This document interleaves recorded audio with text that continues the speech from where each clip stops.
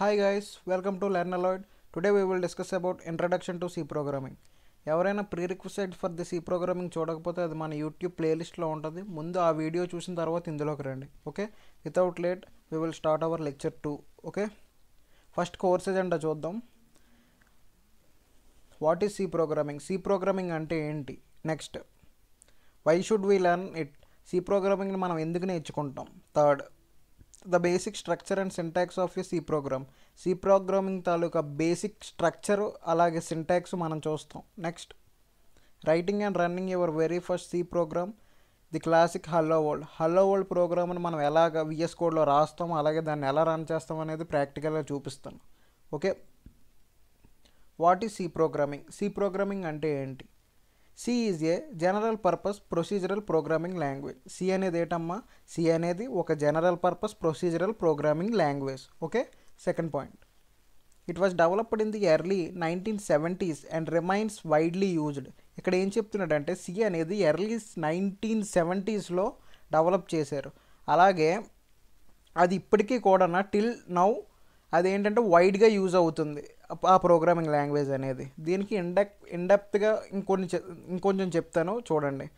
ఏంటంటే C ప్రోగ్రామింగ్ని Dennis ఎం రిచ్చి అనే అమెరికాకి చెందిన కంప్యూటర్ సైంటిస్ట్ ఎర్లీ 1970s అది ఎక్కడ బెల్ ల్యాబొరేటరీస్లోని ఈ సి లాంగ్వేజ్ని డెవలప్ చేశారు. ఎక్కడమ్మా? Bell laboratories. ఓకే, ఈ పాయింట్ గుర్తుంచుకోండి. ఎవరు? డెన్నిస్ ఎం రిచ్చి అనే American computer scientist. Okay, third point, it's noun for efficiency, speed and portability. ఇక్కడ ఏం చెప్తున్నాడు అంటే థర్డ్ పాయింట్, సి అనేది దేనికి ప్రాచుర్యం చెందిందంటే దాని తాలూకా ఎఫిషియన్సీకి, స్పీడ్కి మరియు పోర్టబిలిటీకి. అదే ఇక్కడ చెప్తున్నాడు. Next, why learn C programming? C programming మనం ఎందుకు నేర్చుకుంటాం? ఫస్ట్ పాయింట్ అందరికీ తెలిసే ఉంది, ఫౌండేషనల్ లాంగ్వేజ్. సి అనేది ఫౌండేషనల్ లాంగ్వేజ్. మిగతా లాంగ్వేజ్ ఇక్కడ బోల్డ్ లాంగ్వేజెస్ చూపించాడు చూడండి, C++, జావా, పైథాన్. దేనికైనా ఆదిమూలం ఏంటంటే సి లాంగ్వేజ్. ఎందుకు అనేసి అంటే ఇక్కడ సి ప్రోగ్రామింగ్ నేర్చుకోవడం వల్ల నీకు ఒక కాన్ఫిడెన్స్ బిల్డ్ అవుతుంది, అలాగే ఏంటంటే ఫౌండేషనల్ నాలెడ్జ్ ఒకటి నీకు తయారవుతుంది, అసలు ఏంటి ప్రోగ్రామ్ ఎలా వర్క్ చేస్తుంది ఏంటి అని. ఫర్ ఎగ్జాంపుల్, ఇప్పుడు ప్రింట్ హలో వరల్డ్ అని పైథాన్లో రాసేస్తావు. ఇక్కడ ఏంటంటే ash include, standard input output నుంచి నీకు సెమీకాలన్స్ గురించి, అలాగే ఓపెన్ బ్రేసెస్, క్లోజ్డ్ బ్రేసెస్, మళ్ళీ ఏంటంటే మెయిన్ ఫంక్షన్ ఎలా వర్క్ చేస్తుంది, రిటర్న్ జీరో అంటే ఏంటి, అలాగే ఎక్కడ ఏది క్లోజ్ చేయాలని చెప్పేసి మొత్తం అంతా ఇన్ డీటెయిల్గా నీకు ఒక ఐడియా వస్తుంది. ఏంటంటే అసలు ఇన్పుట్ అవుట్పుట్ ఫైల్స్ అంటే ఏంటి, ఇన్పుట్ అవుట్పుట్ ఫంక్షన్స్ అంటే ఏంటి, లైబ్రరీస్ అంటే ఏంటి, ఇదంతా ఒక ఐడియా వస్తుంది. కాబట్టి అందరూ ముందు ఏమంటారంటే ఫౌండేషనల్ లాంగ్వేజ్ ఈ లాంగ్వేజ్ నేర్చుకోమంటారు. Okay, second point, system level programming. ఇది ఎక్కడ యూస్ చేస్తారంటే ఆపరేటింగ్ సిస్టమ్స్లోనే, ఎంబెడెడ్ సిస్టమ్స్లోనే. ఈసీ వాళ్ళకి మెయిన్గా తెలుస్తుంది, ట్రిపుల్ ఈ వాళ్ళకి ఎంబెడెడ్ సిస్టమ్స్ గురించి. అలాగే ఓఎస్ మన లైనక్స్, ఉబుంటు, అలాగే విండోస్, మ్యాక్సిమం ఇవన్నీ సి ప్రోగ్రామింగ్ యూస్ చేస్తారు. Okay, third point, industry demand. ఇక్కడ కూడా అదే పాయింట్ చెప్తున్నాడు. ఏంటంటే still critical industries like embedded systems, అలాగే ఏరోస్పేస్. అంటే ఏరోస్పేస్లో ఫర్ ఎగ్జాంపుల్ ఎయిర్క్రాఫ్ట్స్లోని, అలాగే నెక్స్ట్ ఏరోప్లేన్ టెక్నాలజీస్లోని మనం ఏంటంటే సి ప్రోగ్రామింగ్ అనేది యూస్ చేస్తాం. మళ్ళీ ఎంబెడెడ్ సి అంటే మైక్రో కంట్రోలర్స్, అలాగే ఈసీలో బోల్డ్ ఉంటాయి కదా. మొత్తం ఈ ఎంబెడెడ్ పార్ట్ అంతా మ్యాక్సిమం ఎంబెడెడ్ సి ప్రోగ్రామింగ్ మీదే రన్ అవుతుంది. Okay, next, where is C used? ఇంకొన్ని ఎగ్జాంపుల్స్ చూద్దాం. First, operating system. ఇందాకే చెప్పినట్టు operating system like Linux, Windows, ఇవన్నీ ఏంటంటే సి ప్రోగ్రామింగ్ యూజ్ చేస్తారు వీటిల్లోనే మ్యాక్సిమం. దీంతో బిల్డ్ చేసి ఉంటారు కూడా. Next, game development. మనం ఎప్పుడైనా నోకియా మొబైల్లో చూస్తే స్నేక్ గేమ్ ఉంటుంది కదమ్మా, అది కూడా ఏంటంటే సి ప్రోగ్రామింగ్ తోటే డెవలప్ చేశారు. Next, embedded systems. ఇందాక చెప్పాను కదా దానికి ఎగ్జాంపుల్స్ ఏంటంటే మైక్రోవేవ్స్లోనే, అలాగే కార్ సిస్టమ్స్లో కూడా ఈ సి ప్రోగ్రామింగ్ అనేది యూస్ చేస్తున్నారు. Next, network programming. నెట్వర్క్ ప్రోగ్రామింగ్లో కూడా ఈ సి ప్రోగ్రామింగ్ అనేది యూస్ చేస్తున్నారు. Okay, next, how C compares with other languages చూద్దాం. ఒక్కొక్క దానికి కంపారిజన్ చూద్దాం. ఫస్ట్, సి వర్సెస్ పైథాన్ చూద్దాం. సి వర్సెస్ పైథాన్లో ఏం చెప్తున్నాడంటే C is faster but less beginner friendly. ఇందాక నేను ఒక పాయింట్ చెప్పాను, ఏంటంటే సికి వచ్చి పైథాన్కి వచ్చి బొత్తికి వన్ లైన్లో మనం ప్రింట్ హలో వర్డ్ అని రాసేస్తాం. కానీ ఇక్కడ సికి వచ్చి బొత్తికి hash include, standard input output నుంచి మెయిన్ ఫంక్షన్ రాసి, దాని తర్వాత ప్రింట్ ఆఫ్ రాసి, దాని తర్వాత రిటర్న్ రాసి, అదే రిటర్న్ జీరో రాసి, దాని తర్వాత బ్రేసెస్ ఓపెన్ చేసి నీ క్లోజ్ చేసుకొని సెమీ కాలమ్స్ పెట్టి ఇదంతా బోల్డ్ ప్రాసెస్ ఉంటుంది. బట్ ఏంటంటే పైథాన్లోని 1 లైన్ కోడ్తో రాసేస్తాం. అదే ఇక్కడ చెప్తున్నాడు ఏంటంటే సి అనేది ఎగ్జిక్యూషన్లో స్పీడ్గా ఉంటుంది, చాలా ఫాస్ట్గా సి లాంగ్వేజ్ అనేది ఎగ్జిక్యూట్ అవుతుంది. కానీ ఏంటంటే లెస్ బిగినర్ ఫ్రెండ్లీ, అదే పాయింట్ ఇక్కడ చెప్తున్నాడు. నెక్స్ట్ సి వర్సెస్ జావా చూద్దాం. ఇక్కడ ఏం చెప్తున్నాడంటే C is more flexible. C అనేది ఏంటమ్మా more flexible but has fewer builtin features. అంటే ఇందులోనే బుల్టిన్ ఫీచర్స్ అనేది తక్కువ ఉంటుంది. జావాలో కంపేర్ చేస్తే సిలో లేనివి జావాలో ఉంటాయి, బట్ ఏంటంటే ఇందులో అయితే మ్యాక్సిమం ఉండవు సిలోని. సో అదే చెప్తున్నాడు ఇక్కడ. Next C program structure overview చూద్దాం. First hash include standard input output dot h. ఇది తెలిసిందే, ఎందుకంటే ఇది ఎందుకు రాస్తాం ఏంటిది అనేది కిందనే ఒకటి డిస్ప్లే చేస్తాం చూడండి. Includes library for input output functions. ఇక్కడ ఏం చెప్తున్నాడంటే నేను ఇందాక నుంచి ఏం చెప్తున్నాడు, hash include standard input output dot h. ఇక్కడ స్టాండర్డ్ ఇన్పుట్ అవుట్పుట్ అన్నప్పుడు మీకు స్ట్రైట్గా అవ్వాలి. ఇది ఏం చేస్తుందంటే ఇన్పుట్ అవుట్పుట్ ఫంక్షన్స్ తాలూకా లైబ్రరీ ఇది. ఇవి రాయడం వల్లే మనకి ఏంటంటే ఇన్పుట్ అవుట్పుట్ జనరేట్ అవుతుంది. ఓకే, ఫస్ట్ ఏ సి ప్రోగ్రామ్ చూసినా సరే మీకు ఏంటంటే ఫస్ట్ ఇదే కనిపిస్తుంది.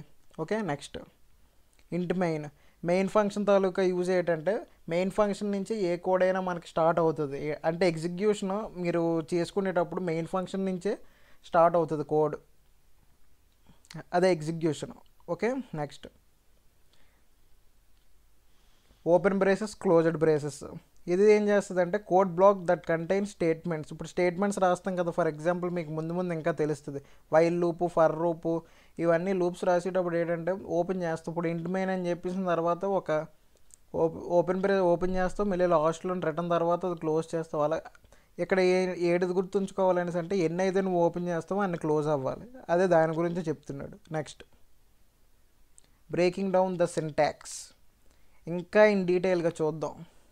లైబ్రరీ ఇంపోర్ట్స్ ఇందాక చెప్పాం కదా, hash include stdio dot h అంటే standard input output dot h అనేది దేనికి సంబంధించింది అంటే లైబ్రరీ ఇంపోర్ట్స్, మీకు ఏంటంటే షార్ట్ ఫామ్లో గుర్తుంచుకోవడానికి. నెక్స్ట్ మెయిన్ ఫంక్షన్ తాలూకా అదే ఇంటి మెయిన్ ఫంక్షన్ తాలూకా యూజ్ ఏంటంటే ఫంక్షన్స్ స్టేట్మెంట్స్ గురించి మెయిన్ ఫంక్షన్ అనేది మనం యూజ్ చేస్తాం. ఓకే, నెక్స్ట్ ప్రింట్ఎఫ్ స్టేట్మెంట్ అనేది ఏంటంటే అవుట్పుట్ని మనం ప్రింట్ చేయడానికి మనం యూజ్ చేస్తాం. ఇది ఎలాగో అందరికీ తెలిసిందే.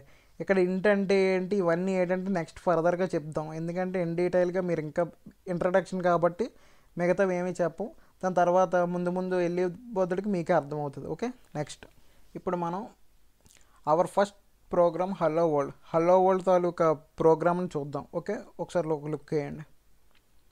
ఇక్కడ చూసారు కదా, ఇక్కడ ఏం చూపిస్తున్నాడు, ఫస్ట్ ఇందాకే మనం చెప్తున్నప్పుడు ash include standard input output dot H, stdio అంటే standard input output dot H. Okay, next int main నుంచి ఏం చెప్పాను, ఇంట్ మెయిన్ నుంచే మనకి ఏంటంటే ఎగ్జిక్యూషన్ అనేది స్టార్ట్ అవుతుంది ఈ పార్ట్ అనేది. ఓకే, నెక్స్ట్ ప్రింట్ఎఫ్లో ఇప్పుడు మనం ఏట్ అనేది రాస్తామో అదే అక్కడ మనకి అవుట్పుట్ అది ప్రింట్ చేస్తుంది, అందుకే ఇక్కడ మనం ప్రింట్ఎఫ్ రాస్తున్నాం. ఓకే, దాని తర్వాత రిటర్న్ 0 పెట్టుకున్న తర్వాత క్లోజ్ చేస్తున్నాం. ఓకే, ఇందాక నేను చెప్పాను కదా ఎన్ని అయితే ఓపెన్ చేస్తావో అన్నీ మనం క్లోజ్ చేయాలి, అదే ఇక్కడ చెప్తున్నాడు. ఓకే, అంతే.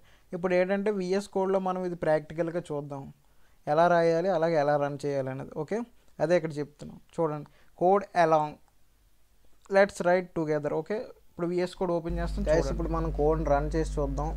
దాన్ని రన్ చేయడానికి కీబోర్డ్లో షార్ట్ కట్ ఏంటంటే కంట్రోల్+ నెగోషియేషన్ సింబల్ ఉంటుంది, 1కి లెఫ్ట్ సైడ్ ఉంటుంది లేదా ట్యాబ్కి పైన ఉంటుంది. సో రెండు ఒకేసారి క్లిక్ చేస్తాను. క్లిక్ చేసిన తర్వాత ఇక్కడ మనకి టెర్మినల్ ఓపెన్ అవుతుంది. టెర్మినల్ ఓపెన్ అయిన తర్వాత మీరు చేయాల్సిన ఫస్ట్ పాయింట్ ఏంటంటే అసలు సి ఇందులో ఉందా లేదా అనేది మనం చూద్దాం. ఇక్కడ వెల్కమ్ క్లోజ్ చేసేద్దాం.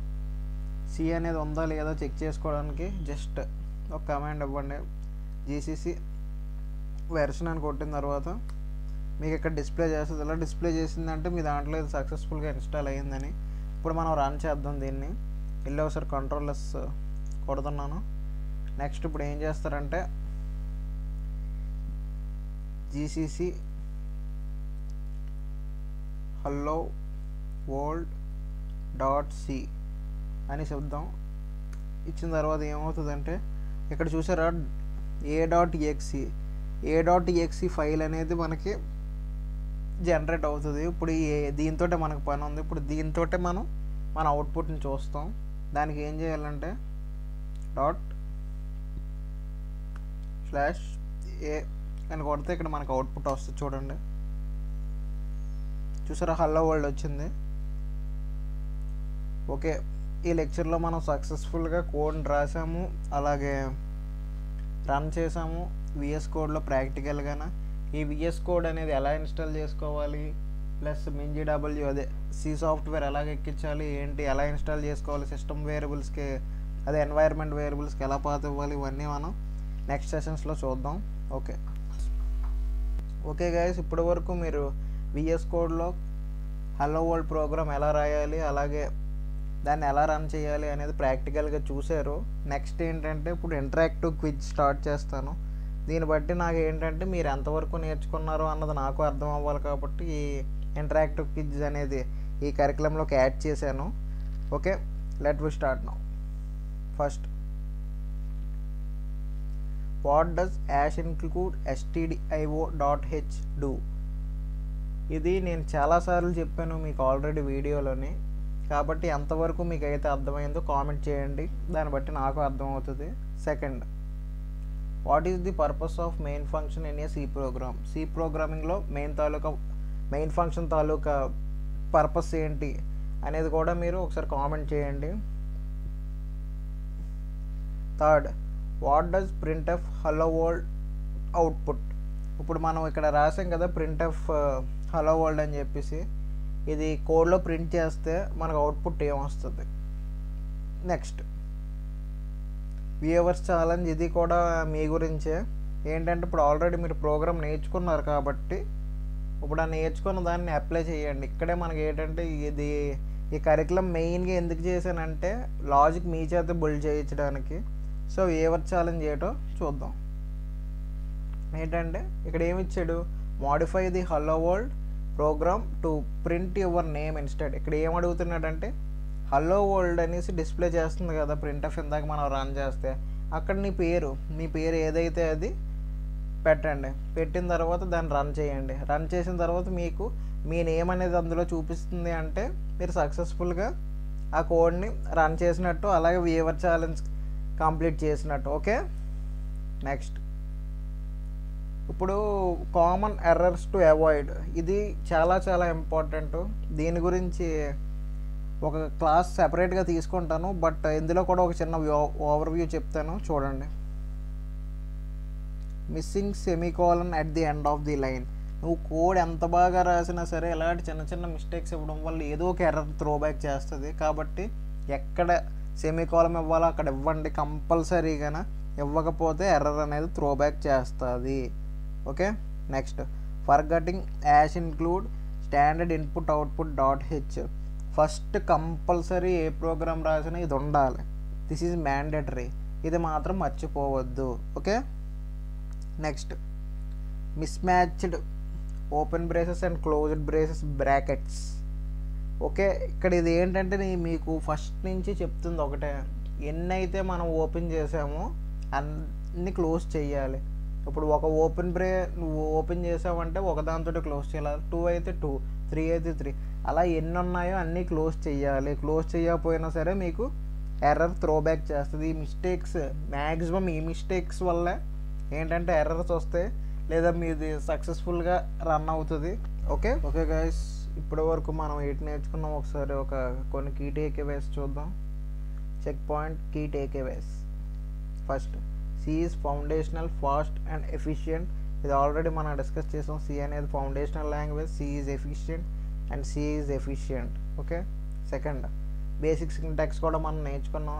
#include standard input output .h, main function అంటే ఏంటి, దాని తర్వాత printf ఏం చేస్తుంది. Okay, next, writing hello world is a classic starting point. Hello world program కూడా మనం సక్సెస్ఫుల్గా రాసాము, చూపించాము, అలాగే విఎస్ కోడ్లో కూడా ప్రాక్టికల్గా మనం దాన్ని రాసి రన్ చేసి చూపించాము. Okay, next, community challenge, try it your self. Community challenge ఎందుకు పెట్టామంటే ఇవి నేను కమ్యూనిటీలోని ఈ డిస్ప్లే అనేది నేను స్క్రీన్ షాట్ తీసి పెడతాను. ఇదేంటి అనేసి అంటే మీ అంతటి మీరు ఇప్పుడు వరకు కోడ్ చేశారు కదా. జస్ట్ ఏంటంటే ఇప్పుడు నేను ఇందాక ఏం చెప్పాను, హలో వరల్డ్ ప్రోగ్రాంలో నీ హలో వరల్డ్ అనేది డిస్ప్లే చేస్తుంది కదా. ఇప్పుడు ఏంటంటే నేను ఏం డిస్ప్లే చేయాలి అని చెప్పాను ఇందాక వేవర్ ఛాలెంజ్లో. ఇప్పుడు ఏంటంటే ఇంకొంచెం అడ్వాన్స్డ్గా వెళ్దాం అందరికీ. ఏంటో 2 శాంపిల్ ప్రోగ్రామ్స్ ఇచ్చాను, ఆ ప్రోగ్రామ్స్ని ట్రై చేయండి. అది ఒకవేళ రాలేదు అనేసి అంటే నెక్స్ట్ సెషన్లో మనం ఎక్స్ప్లెయిన్ చేద్దాం. ఓకే,